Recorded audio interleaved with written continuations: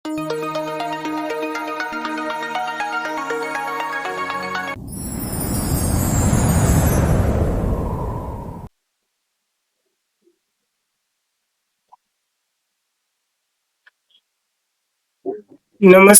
ગુજરાતના અધિકારી મિત્રો, આજે આપણે જોવાના છે 9 નવેમ્બર 2025 મોસ્ટ ઇમ્પોર્ટન્ટ પરીક્ષાલક્ષી જીકે અને જીએસ સાથે આપણે કરંટ અફેર વિશે ચર્ચા કરવાના છે. અને 9 નવેમ્બર એટલે જૂનાગઢનો સ્થાપના દિવસ, તો એ પણ યાદ રાખજો. 1948માં થઈ હતી જૂનાગઢની સ્થાપના.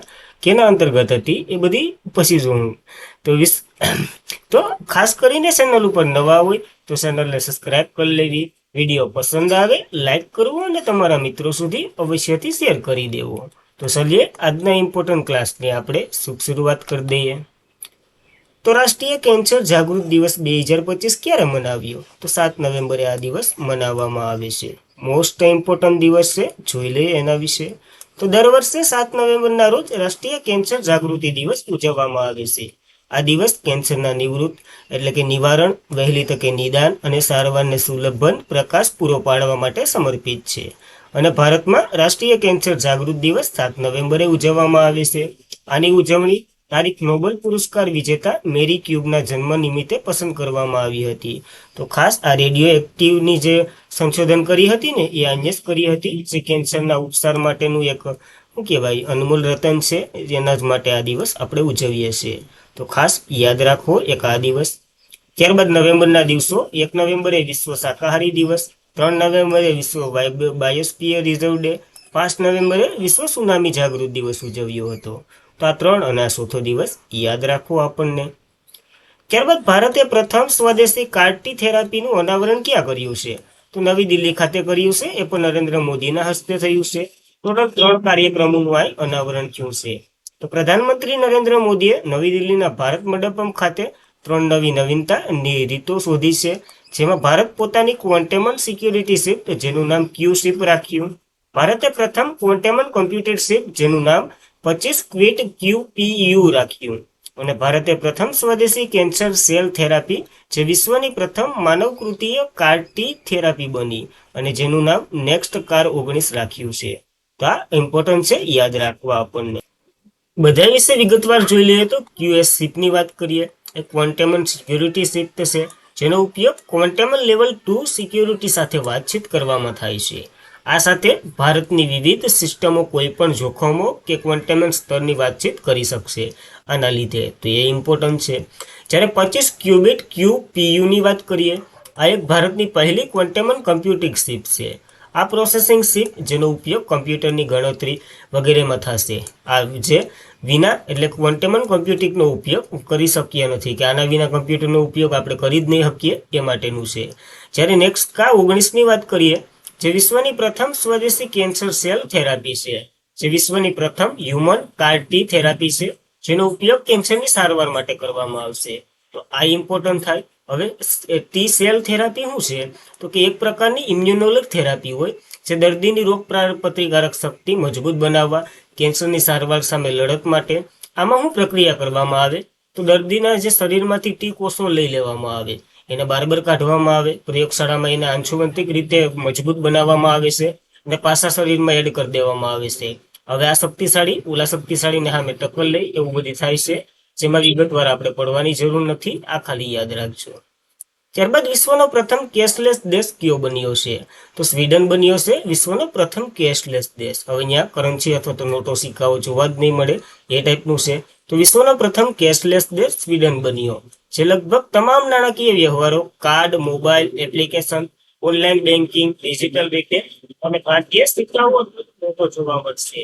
આ નાની દુકાનો, બસો વગેરે ખર્ચો ફક્ત ડિજિટલ સ્વરૂપે જ કરવામાં આવી રહ્યા છે સ્વીડનમાં. આના માટે ઘણી પ્રોસેસ થઈ હતી. 2000ના દાયકાથી શરૂઆત થઈ હતી અને 2012માં સ્વીડનની આગ્રણીય બેંક છે ને એને શું કર્યું? તો પ્રેમેટેક એપ્લિકેશન શરૂ કર્યું.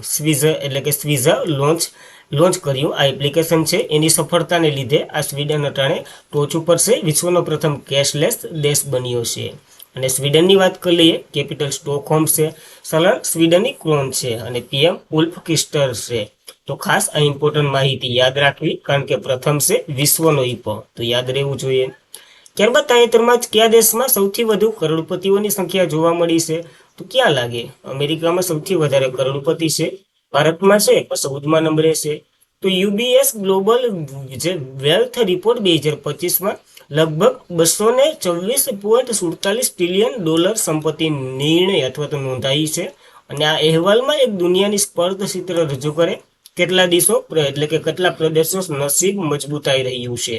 એમાં પહેલા નંબર ઉપર યુનાઇટેડ સ્ટેટ્સ છે, બીજા નંબર ઉપર ચીન છે, ત્રીજા નંબર ઉપર ફ્રાન્સ છે. જ્યારે ભારતની વાત કરી લઈએ તો ભારત 14મા નંબરે છે. કેટલા જોવા મળે? તો આ તો સંપત્તિ અથવા તો વ્યક્તિઓની વાત કરેલી છે. તો કુલ વૈશ્વિક સંપત્તિના 3.4% વિશ્વ આપણે ધરાવીએ છીએ. તો એ માહિતી પણ યાદ રહેવી જોઈએ. જ્યારે યુબીએસ એટલે કે યુનિયન બેંક ઓફ સ્વીડન એની વાત કરીએ, જેના દ્વારા રિપોર્ટ બહાર પાડવામાં આવ્યો 19 જૂન 1958માં એની રચના થઈ હતી. મુખ્ય મથક ઝ્યુરિચ અને બ્રેસલ સ્વિટ્ઝરલેન્ડમાં છે. આ સ્વિટ્ઝરલેન્ડની બહુરાષ્ટ્રીય રોકાણકારી બેંક છે, જે વિશ્વની સૌથી મોટી ખાનગી બેંકમાં નામના છે એની. તો ખાસ ઇમ્પોર્ટન્ટ બને છે. ભારતમાં તો છે જ, નકર કરોડપતિમાં અંબાણી, અદાણી વગેરે એ તમે જાણતા જ હશો. ત્યારબાદ પ્રથમ વખત ભારતની બહાર સીબીએસએ એક આંતરરાષ્ટ્રીય સહયોગ પરિષદનું આયોજન કર્યું છે. ક્યાં કર્યું? તો દુબઈ ખાતે ગયા હતા, આપણા બધી કોટ ને બોટ ને બધી પહેરીને.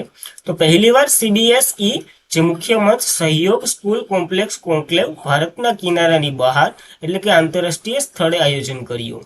આ સહયોગ સ્કૂલ કોમ્પ્લેક્સનું પ્રથમ આંતરરાષ્ટ્રીય અને 31મું વાર્ષિક પરિષદ 2025 હતું. આમ તો જો 31મું હતું પણ વિશ્વ એટલે કે ભારતની બરાબર પેલું થયું હોય ને એવું પેલું હતું. ક્યાં થયું? દુબઈમાં યોજાયું છે. તો ખાસ ઇમ્પોર્ટન્ટ ધરાવે.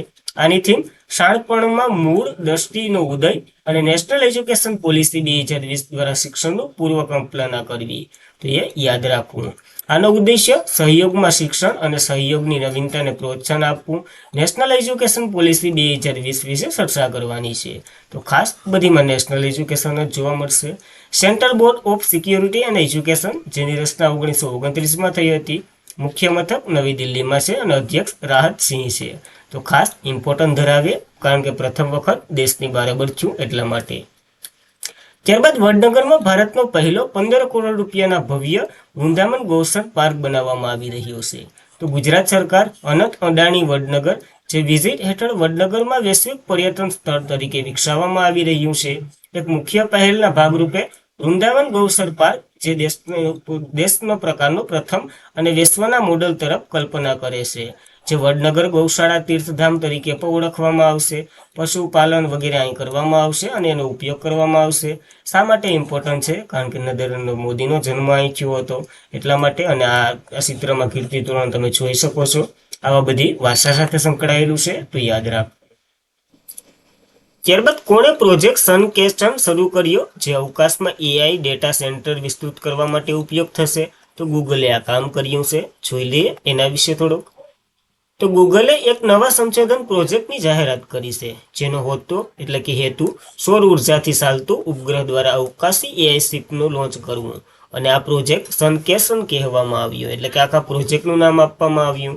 નવો મૂનશોટ પ્રોજેક્ટ ઝડપથી શરૂ કરવામાં આવી રહ્યો છે, કારણ કે ગૂગલ માનતું હતું એઆઈ કમ્પ્યુટર સ્કેન કરવા અથવા તો અવકાશને શ્રેષ્ઠ સ્થળ હોઈ શકે. એટલે કે અહીંથી હવે એઆઈ કમ્પ્યુટર શિપનો ઉપયોગ કરશે, નેટ કનેક્ટિવિટી વધારશે. આ પ્રોજેક્ટ સૌર સંચાલિત હશે અને આ જે ઉપગ્રહ લોન્ચ કરવામાં આવશે ને એ સૌર પ્રકાશ મેળવી અને ફરશે, એ જ ટાઈપનું છે. કલ્પના કરવામાં આવી રહી છે પૃથ્વીની પરિક્રમા કરતો ટીપીયુ એટલે કે ટેસ્ટ પ્રોસેસિંગ યુનિટ જેવા ઉચ્ચ પ્રદર્શન એઆઈ હાર્ડવેરનો સમાવેશ થશે આમાં. અને જે જમીન આધારિત ડેટા સેન્ટર દ્વારા જે સામનો કરવામાં આવી રહ્યો છે ને એ ઉર્જા અને ટકાઉપણુંને મર્યાદિત રીતે દૂર કરવાનું છે. તો ખાસ આવો કંઈક પ્રોજેક્ટ ચલાવી રહ્યું છે ગૂગલ, યાદ રાખવું. સનકેસન એનું નામ છે, જોઈ લેવું. ગૂગલની વાત કરી લઈએ. આલ્ફાબેટ ઇન્કની પિતૃ કંપની છે. 1998માં રચના થઈ હતી લેરી પેજ અને સાઇગ્રેટ બેઝ દ્વારા. મુખ્ય મથક કેલિફોર્નિયા યુએસ ખાતે છે અને સીઓ સુંદર પિચાઈ છે. તો ઇમ્પોર્ટન્ટ માહિતી છે, યાદ રાખવી. ત્યારબાદ કઈ રાજ્ય સરકાર દ્વારા મનોહર પારિતોષિક યુવા વૈજ્ઞાનિક પુરસ્કાર 2025 સાઈ ગૌતમને એનાયત કરવામાં આવ્યો છે? તો ગોવા સરકાર દ્વારા આપવામાં આવે છે, જેના મહાન એક નામ ઉપરથી. તો બેંગ્લોર સ્થિત ઇન્ડિયન ઇન્સ્ટિટ્યુશન ઓફ સાયન્સ ખાતે મટીરિયલ્સ એન્જિનિયરિંગ એસોસિએશનના પ્રોફેસર સાઈ ગૌતમ ગોપાલકૃષ્ણને મનોહર પારિતોષિક યુવા વૈજ્ઞાનિક પુરસ્કાર 2025 એનાયત કરવામાં આવ્યો. આ પ્રતિષ્ઠિત પુરસ્કાર વૈજ્ઞાનિક ટેકનોલોજીમાં ખાસ કરીને કમ્પ્યુટર મટીરિયલ સાયન્સ જેવા અતિ આધુનિક ક્ષેત્રમાં એનું યોગદાન છે ને એના માટે એને મળ્યો છે. આ પુરસ્કારની વાત કરીએ, મનોહર પારિતોષિક યુવા જે વૈજ્ઞાનિક પુરસ્કાર, આ વૈજ્ઞાનિક ટેકનોલોજી ક્ષેત્રે રાષ્ટ્રીય સ્તરનો પુરસ્કાર છે. પુરસ્કાર 135 વર્ષથી ખાલી 35 છે, 135 બહુ વધી જાય, ઓછી ઉંમરના યુવા વૈજ્ઞાનિકોને આપવામાં આવે છે, જે દર વર્ષે આપવામાં આવે છે. આ ભારતીય વૈજ્ઞાનિક ટેકનોલોજી ક્ષેત્રે ઉત્કૃષ્ટ જે સિદ્ધિઓ વગેરે ઇનામનો પુરસ્કાર છે, કારણ કે આમાં ગોવા સરકાર દ્વારા આપવામાં આવે છે અને સૌથી હાઈએસ્ટ ઇનામ આ જ વૈજ્ઞાનિક પુરસ્કારમાં આ જ છે. આ પરથી જ એનું નામ રાખવામાં આવ્યું છે. અને ગોવાના 4 વખતના મુખ્યમંત્રી રહી ચૂકેલા મનોહર પારીકર, એના નામ ઉપરથી આનું નામ રાખેલું છે, તો ઘણું ઇમ્પોર્ટન્ટ છે અને ગોવા સરકાર દ્વારા અપાય છે, એટલે મોસ્ટ ઇમ્પોર્ટન્ટ થાય, તો યાદ રાખવું આપણને. ત્યારબાદ કયા શબ્દને કોલિન્સ ડિક્શનરીએ વર્લ્ડ ઓફ ધ યર 2025 જાહેર કર્યો છે? તો વાઇબ્ર કોડિંગને જાહેર કર્યો છે. હવે આ શું છે જોઈ લઈએ આના વિશે પણ આપણે. તો કોલ્સ્ટ્રિંગ ડિક્શનરીએ વાઇબ્ર કોડિંગ જે 2025 માટે વર્ષનો શબ્દ તરીકે તાજ પહેરાવવામાં આવ્યો, જે દર્શાવે છે કૃત્રિમ બુદ્ધિ ટેકનોલોજી સાથે માનવ પ્રતિક્રિયાને કેવી રીતે ફરીથી આકાર આપવો. આનો અર્થ શું થાય વાઇબ્રન્ટ કોડિંગનો? તો રોજિંદી ભાષામાં ઉપયોગ કરવા માટે એઆઈ સિસ્ટમ, સોફ્ટવેર વગેરે બનાવવા માટે સૂચના આપવાની પ્રક્રિયા. ટૂંકમાં આપણે હવે જો પેલા બધી સર્ચને બર્સને કરવું પડતું, તો ટાઈપિંગને વગેરે કેવું પ્રોસેસ લાંબી હતી. અત્યારે તો બોલ્યા પેલું એલેક્સા અને ફેલેક્સાને જે જોઈએ બધી મળી જાય, એ ટાઈપનું કંઈક છે. ત્યારબાદ ભારતમાં જન્મેલા ગાઝલા હાશમીએ વાણિજ્ય પ્રથમ કયા દેશના લેફ્ટનન્ટ ગવર્નર તરીકે બન્યા અને ઇતિહાસ રચ્યો છે?